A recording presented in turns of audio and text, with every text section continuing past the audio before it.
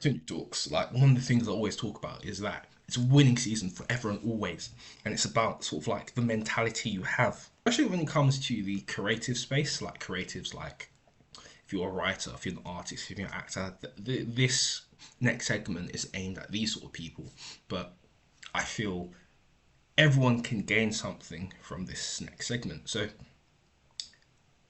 I don't know, for some reason in the creative industry, there seems to be this sort of like asinine idea that we should put our lives on hold and wait for the phone to ring until like someday someone calls and offers us a job. I go back to drama school. One of my screen teachers, he very much he encouraged us to take a pragmatic approach. It was like, do your own stuff. I remember he told us this story of this former student he taught, and this student used to do like self tapes all the time. And one day, this student decided to send out her self tape to like a load of directors, and she managed to get lunch for a couple of directors just to like talk about projects and whatnot. And I think she got cast in the project based off her directly reaching out to a director. So be pragmatic. Anyway, so let's take a look at this next clip. I didn't get to write for Marvel Comics because they somehow found me, because I did great work and they chose me and found me. That's not what happened. The thing about me is I'm not scared of people telling me no. I went on Fiverr.com and I paid someone like $30 to find the email address of the CEO of Marvel. I got the email address and I emailed the number 1 person and number 2 person over at Marvel, and I was basically like, hey, this is who I am, this is what I've done, I want to write for Marvel, and they didn't respond. I was like, all right. Then randomly, a year later, I get an email from an editor at Marvel asking me to write a story.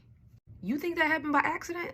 Stop waiting for your dreams to come to you and start going to get them. You're gonna get a lot of no's and rejections and people ignoring you along the way. But it only takes one yes. So after I got to write a story in Wakanda Forever #1, I messaged the #1 person at Marvel and I said, hey, thanks. You know what he said? Sorry, it took so long to make this happen.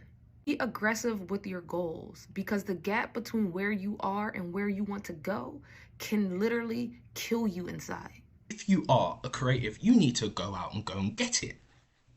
That's just it.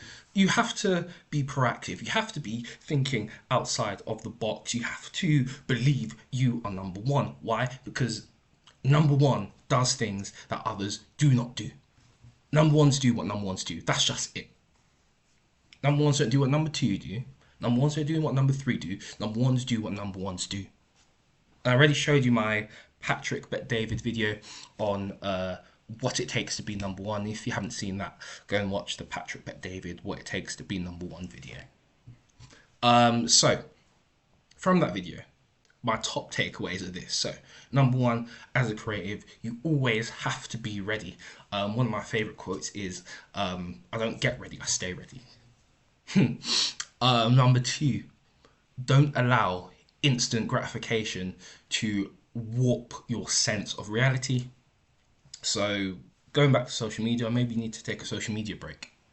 Number three, go and get it, be proactive, and don't wait for the phone, because life will pass you by and you may regret